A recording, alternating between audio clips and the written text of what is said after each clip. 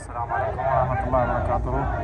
یہ دیکھ سکتے ہیں آج کربلا بین الحرمین میں یوم عرفہ کو ایران، عراق اور عالم حضرت ابل فضل العباس علیہ السلام کو لیے ہوئے ایرانی اور عراقی مرگ بر اسرائیل اور مرگ بر امریکہ کے نعرے لگا رہے ہیں۔ یہ حق اور سچ کا وہ میدان ہے جس نے باطل کو شکست دی تھی، اور ان کے چاہنے والے انشاءاللہ جلد از جلد امریکہ اور اسرائیل کو شکست دیں گے۔ یہ بین الحرمین میں ہے، حرم ابو الفضل العباس علیہ السلام ہے، اور یہاں سے آپ دیکھیں گے تو حضرت امام حسین علیہ السلام کا حرم مقدس ہے۔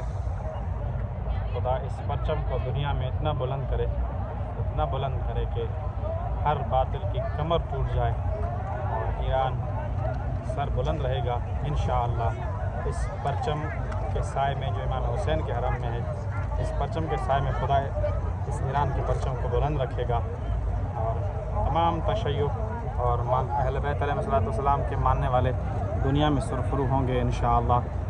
حق اور سچ کی فتح ہوگی، اور اس کی سب سے بڑی دلیل کربلا ہے۔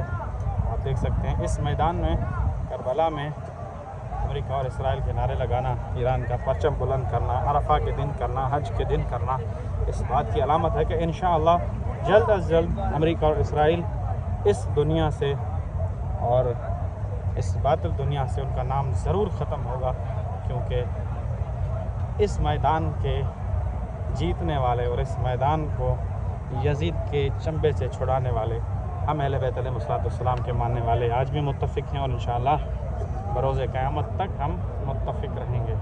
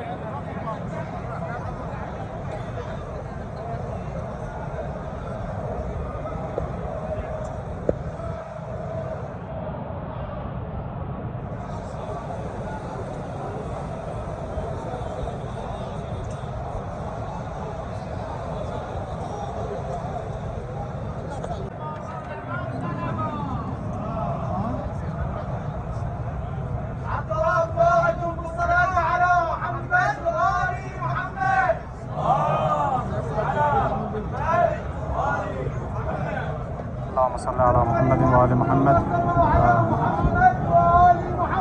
اللہم صلی علی محمد وآل محمد۔ باب شہداء سے حرم امام حسین علیہ السلام میں داخل ہوئے، اور سب سے پہلے جو ہے وہ اصحاب امام حسین علیہ السلام کی زیارت ہے۔ یہ ذریعہ مقدس ہے اصحاب امام حسین علیہ السلام کی، اور اس کے ساتھ آگے ہم تھوڑا سا آگے جائیں گے تو حضرت امام حسین علیہ السلام کی ذریعہ مقدس ہے، انشاءاللہ ہم آپ کو زیارت کرواتے ہیں۔